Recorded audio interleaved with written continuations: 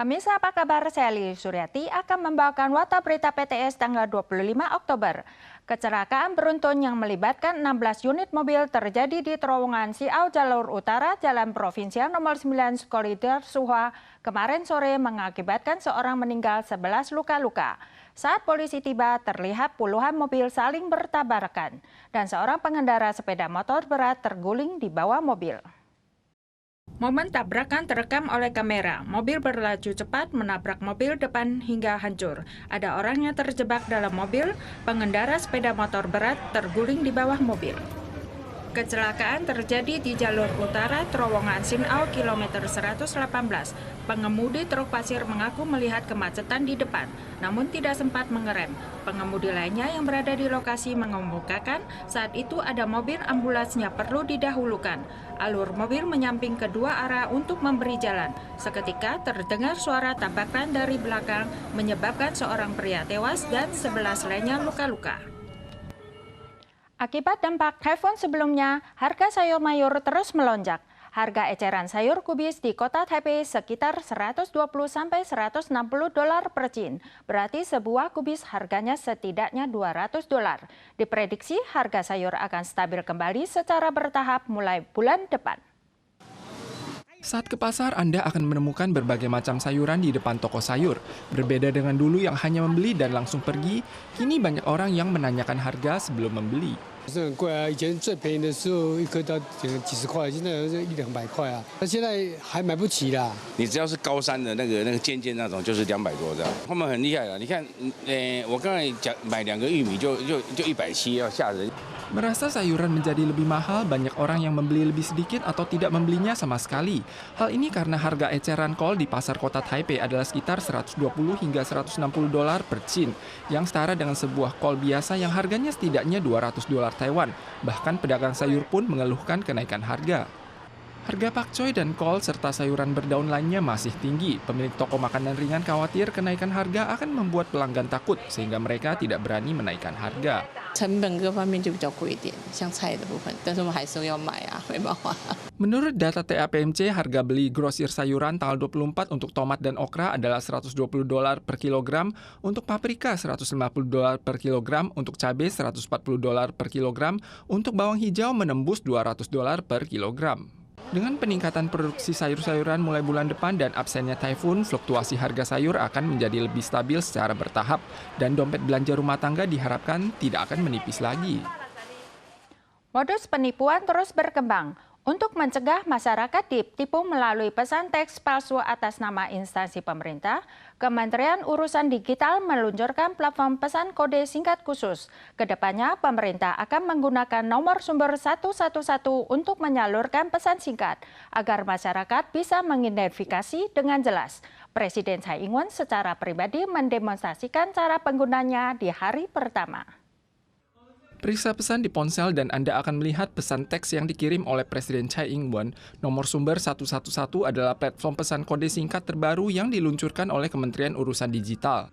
今年的1月到9月，我们拦阻了超过689万则境外电话诈骗，拦截了超过1632万通解码的简讯，民众可以更快速、清楚地辨识简讯的真伪。 Yuan Eksekutif menyetujui kode singkat 111 untuk digunakan oleh lembaga pemerintah untuk mengirim pesan teks dengan harapan dapat mengurangi resiko warga yang ditipu oleh pesan teks yang berpura-pura dikirim oleh pemerintah.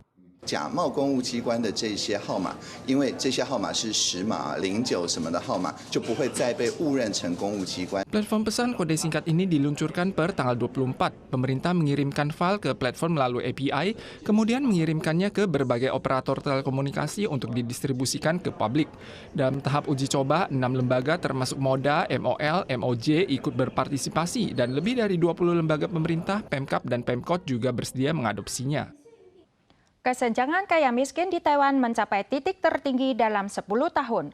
Komisi Keuangan Yuan Legislatif hari ini mengundang kementerian terkait untuk membahas tindakan penanggulangan. Kementerian Perekonomian berencana memperpanjang kebijakan pemotongan pajak bagi UKM yang menaikkan upah pegawai. Proporsi upah pekerja banding produk domestik bruto di Taiwan tahun 2010 adalah 43,03% dan kesenjangan antara kaya dan miskin di Taiwan mencapai angka tertinggi dalam 10 tahun. Namun ketentuan bahwa UKM dapat menaikkan gaji pegawai untuk pemotongan pajak akan berakhir pada 19 Mei tahun depan. Maka Kementerian Perekonomian dan Keuangan didesak untuk tidak hanya memperpanjang waktu implementasi, namun juga memikirkan strategi perbaikan. Ada legislator menanyakan bagaimana caranya menanggulangi rasa kemiskinan rakyat Taiwan yang kian meningkat. Kepala DGBAS mengakui bahwa pemerintah mempunyai tanggung jawab terbesar dalam menyebabkan rasa kemiskinan. Diperlukan berbagai langkah fiskal dan pajak untuk meningkatkan distribusi pendapatan dan kesejahteraan sosial.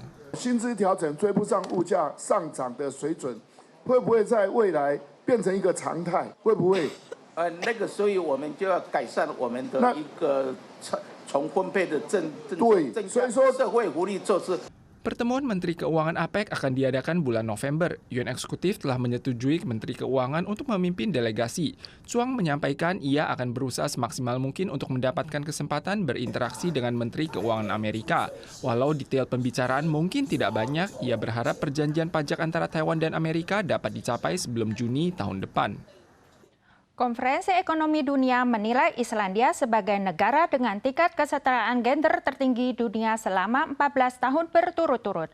Namun wanita di Islandia masih mengalami ketidakadilan dalam upah pembayaran dan ancaman kekerasan dari laki-laki. Tanggal 24, puluhan ribu wanita termasuk Perdana Menteri Wanita Islandia saat ini meninggalkan pekerjaan dan berdemo di jalanan untuk menanggapi Hari Libur Wanita. Tanggal 24, wanita dari semua lapisan berkumpul di ibu kota Reykjavik untuk menanggapi Hari Libur Wanita. Semua kalangan baik itu pekerja, ibu rumah tangga, bahkan Perdana Menteri turut berpartisipasi dalam mogok kerja dan berdemo di jalanan untuk menarik perhatian sosial. Berharap ketidaktaraan upah dan ancaman kekerasan jangka panjang bisa dituntaskan.